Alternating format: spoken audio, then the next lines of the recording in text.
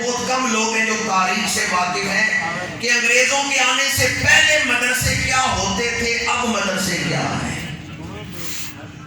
اب انہوں نے مدارس کو سرکاری سرپرستی سے بھی محروم کر دیا، مسائل بھی کھڑے کر دیے، طرح طرح کے مسائل۔ دامن وقت میں گنجائش نہیں کہ ان کی میں تشریح کر سکوں۔ میں آج ان علماء کو سلام پیش کرتا ہوں، بریلی کے علماء ہوں، مراد پور کے علماء ہوں، جن علماء نے حضرت علامہ نعیم الدین مراد آبادی رحمت اللہ تعالی علیہ، صدر الافاضل اور مجدد دین و ملت اعلیٰ حضرت شاہ احمد رضا خان بریلوی رحمت اللہ تعالی علیہ، جنہوں نے مسجد کی چٹائیوں پہ بیٹھ کے دین پڑھایا ہے، پر علم دین کی شمع کو بجھنے نہیں دیا۔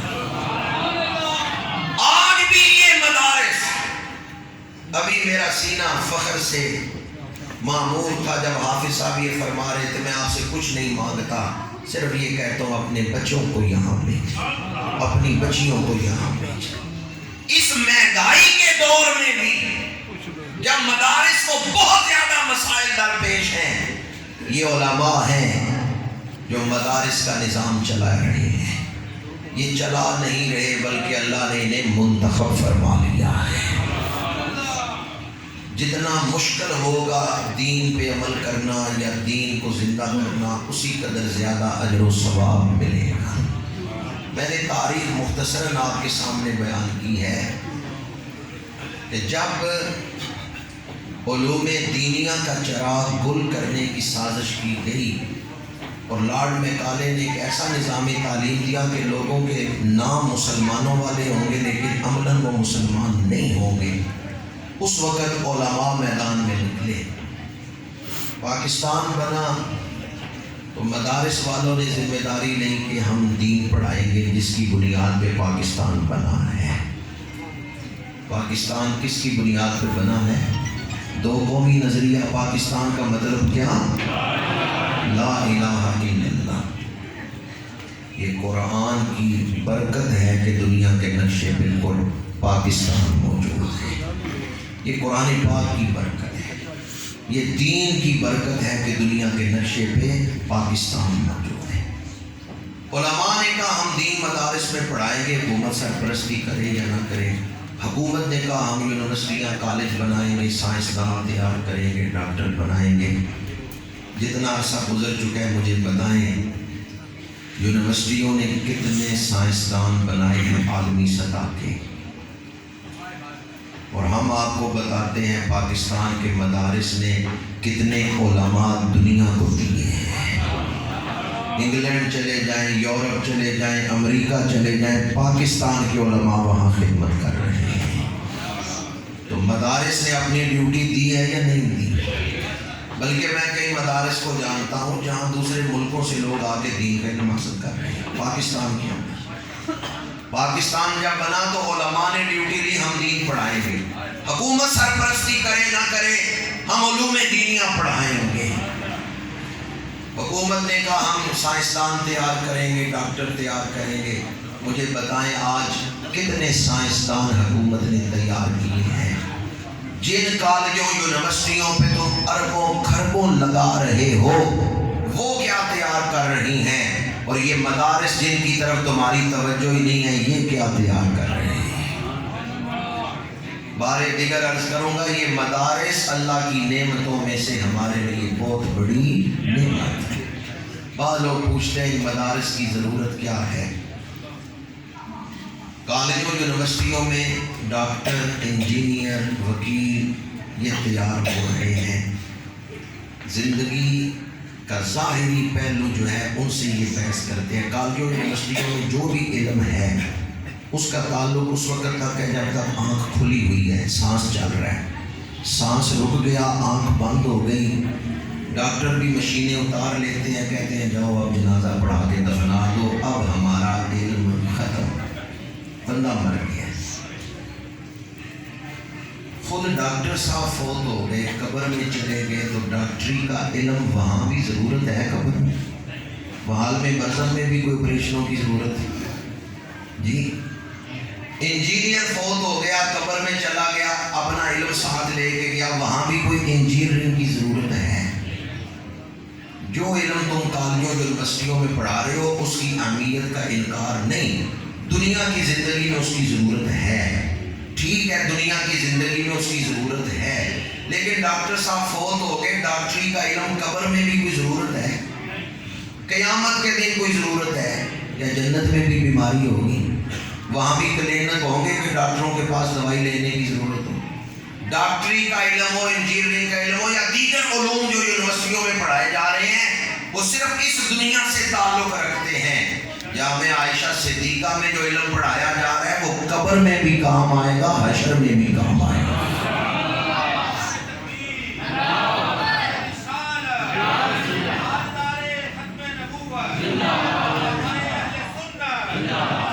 جو حافظ یہ تیار کر رہے ہیں ان حافظوں کو قبر میں بھی قرآن کی وجہ سے عزت مل رہی ہے، قرآن بھی ملے گا جس کی وہ تلاوت جاری رکھیں گے وہاں، اور ان کے والدین کو بھی عزتیں ملیں گی، قیامت کے دن حافظ کے والدین کو بھی عزتوں کے تاج پہنائے جائیں گے۔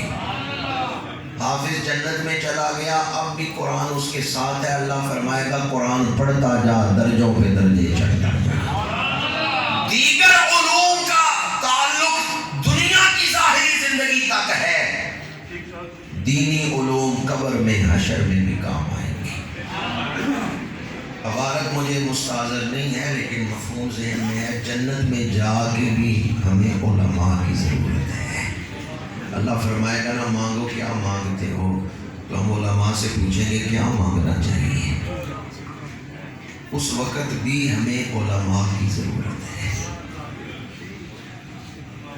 دنیا کی زندگی میں آپ کہیں گے چلو اتنا تو تم نے مانا ہے نا، دنیا کی زندگی میں ڈاکٹروں کی، انجینئروں کی ضرورت ہے، ضرورت ہے ان کے شعبوں کے جو علوم ہیں دنیا میں ہمیں ان کی ضرورت ہے، پر یاد رکھیں یہ ضرورت بھی صرف زندگی کے ظاہری پہلو کے ساتھ تعلق رکھتی ہے، باطن کے ساتھ تعلق نہیں۔ میڈیکل سائنس میں باطن کے بارے میں کچھ پڑھایا جاتا ہے، انجینئرنگ میں باطن کے بارے میں کچھ پڑھایا جاتا ہے، اس لیے ہم دیکھتے ہیں بندہ نے MBBS کر لیا، اسپیشلائزیشن کر لی، ڈاکٹر بن گیا لیکن اچھا انسان نہیں بن سکا، وکیل اچھا بن گیا انسان اچھا نہیں بن سکا، انجینئر اچھا بن گیا انسان اچھا نہیں بن سکا۔ سارے ڈاکٹروں کی، انجینئروں کی بات نہیں کر رہا، ان کی بات کر رہا ہوں جو اسلام سے بھی دور ہیں اور دینی علوم سے بھی دور ہیں۔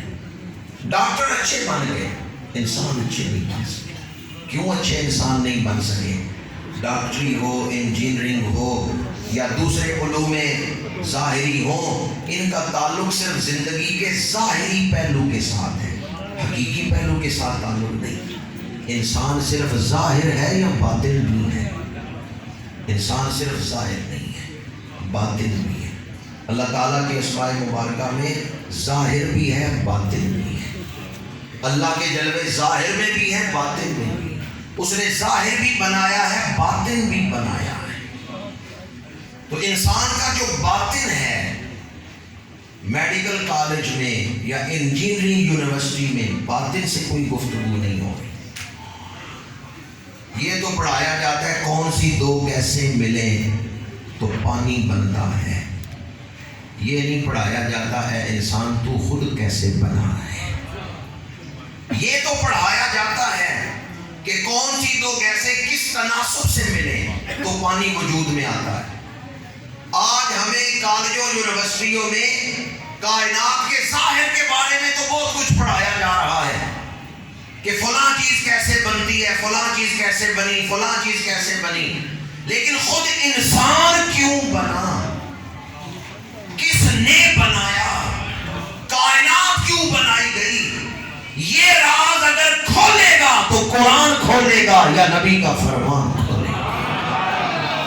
ڈھونڈنے والا کا ستاروں کی گزرگاہوں کا اپنے افکار کی دنیا میں سفر کر نہ سکا، جس نے سورج کی شعاؤں کو گرفتار کیا زندگی کی شب تاریک سحر کر نہ سکا، اپنے افکار کے خم و پیچ میں الجھا ایسے آج تک فیصلہ نفع و ضرر کر نہ سکا۔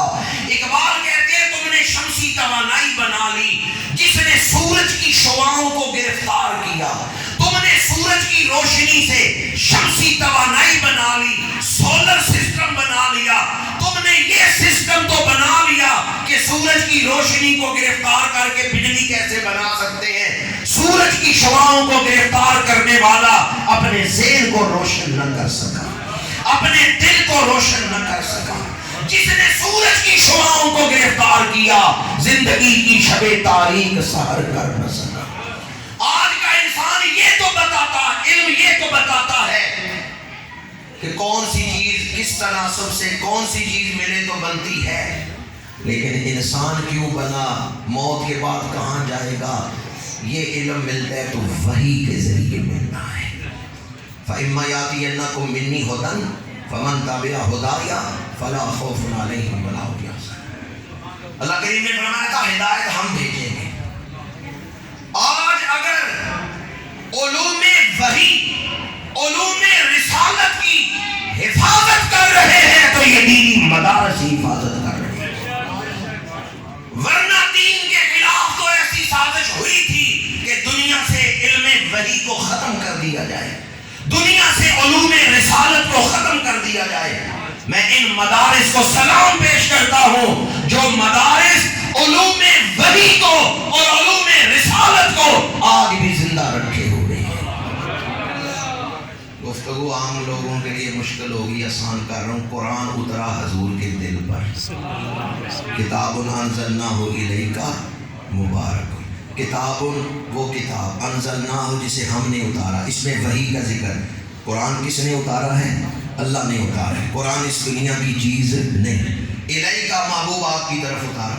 قرآن اترا حضور کے قلب اقدس پر، قلب اقدس سے ذہن مصطفیٰ میں، ذہن مصطفیٰ سے زبان مصطفیٰ پہ، زبان مصطفیٰ سے حضور کے ہونٹوں کے ذریعے انسانیت تک پہنچا ہے۔ قرآن کہاں سے ہو کے آیا ہے؟ ویسے قرآن پاک کی شان ہے، لو انزلنا ھذا القرآن علی جبل لرأیتہ خاشعا متصدعا من خشیۃ اللہ۔ اللہ کریم نے فرمایا اگر ہم اس قرآن کو پہاڑوں پہ اتارتے تو پہاڑ اسے اٹھا نہ سکتے۔ یا اللہ ہم تو دیکھ رہے ہیں جامع عائشہ صدیقہ میں 10 سال 12 سال کے بچے نے پورا قرآن اٹھا لیا ہے، اور تو فرمایا پہاڑ نہیں اٹھا سکتے، یہاں 10-12 سال کے بچے نے پورا قرآن یاد کر لیا۔ مفسرین فرماتے ہیں تم وہ قرآن یاد کر رہے ہو جو سینہ مصطفیٰ سے ہو کے آیا ہے، تم وہ قرآن یاد کر رہے ہو جو سینہ مصطفیٰ سے لگ کے آیا ہے۔ اب تمہارے لیے یہ یاد کرنا آسان ہو گیا ہے۔